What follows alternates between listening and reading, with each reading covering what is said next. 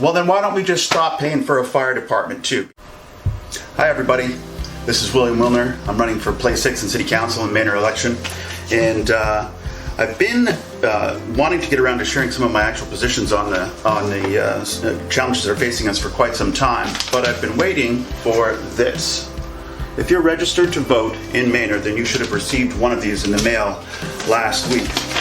And inside of it is all the information that you need to, well, it's not all the information you need, far from it, but it's a list of the things that are on the ballot, okay? It includes all the people that are on the ballot and also all of the issues that are going to be on there that will be decided by us in this coming election as well. Now, there are a bunch of things to get into here, and it's too much for one video. Plus, a lot of these things are all connected to each other, so it can get a little bit tricky. But so for today, I'm just going to deal with Proposition A, which is essentially, the proposition is to get rid of Cap Metro and redirect those funds elsewhere. This is tied into lots of other things that I'm going to do videos on. It's tied into the traffic one, it's tied into city planning, it's also tied into the quality of life issues, which are a little bit more tricky to try and pin down. But in particular, it's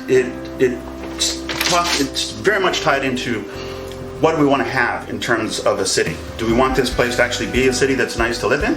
Or do we just want to have this place be completely sold out and handed over to the developers? Because that's exactly what this proposition is all about. You can't have a city where everybody in it is a millionaire. It just doesn't work. You've got to have people, people that are working 18 hours a day are not the ones that are, creating vibrant art and culture, things that make the city a great destination to go to. If you make it too expensive to live in a city or too expensive to get to work, that everybody, then even the people that are running the companies are going to just have to pay way more money to their employees for them to get there. I'm thinking about the Starbucks that's just down the road from me here. If the person that's sitting behind that counter or standing behind that counter cannot afford to get to work without owning a car, then guess what? You have to pay enough for everyone behind that counter to own a car. And this is not really complicated. This should be obvious to everybody. More importantly, though, on a philosophical note, this measure is both philosophically wrong and it's also not smart from a business perspective. Let's talk business first. The bottom line is, according to this proposition, they want to stop the service but then still keep collecting the tax for another 5 years to pay off the accumulated debt. What does that mean? That means that we're getting more service than we're paying for. Now, I'm a businessman, and if you've got an open-ended term on a contract where you receive more benefit than you're paying for, it's really not smart to terminate that deal. That's a deal that you want to keep. That's the opposite of, we're super lucky to have that, to be in that situation. From a philosophical perspective, the idea that you're going to say to the disabled people, to the marginalized people in our society where we live, that they no longer have an option of getting to the grocery store, getting to Walmart for their purchases for a little over $1, and that every time they've got to go shopping now it's going to cost them an extra $10. It's cruel, and it's not just cruel. It's also, sooner or later, this kind of stuff comes home to roost.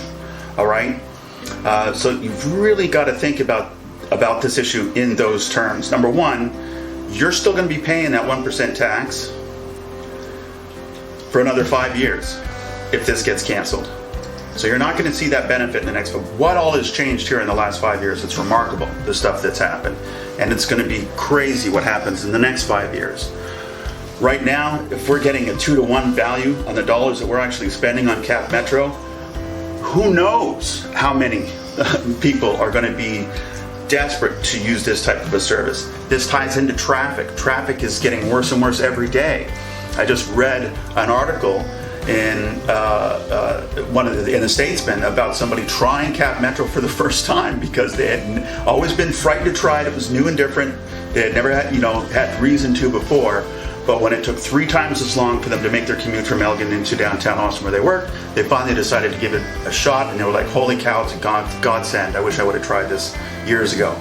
Listen, I don't get paid by Cap Metro, and I'm not looking for any kind of a kickback or anything. This is just an example of really poor planning. It's going to detract from the value of life, of quality of life in the city, to take away such a fundamental service, and we're not going to get anything for it anyways. So my position on this, and obviously, here's another thing. I'm going to wrap up with this. The wording in this proposition is frankly offensive. It says the majority of people don't use it. Well, then why don't we just stop paying for a fire department too? Because the majority of people's houses don't burn down. I mean, it doesn't make sense. Government is supposed to protect and provide for everybody that's in that city. It's not just supposed to cater and sell out to the people that are here to try and make a buck. That's my take on it anyways. Thanks for listening. I'll be back with more commentary soon. Bye for now.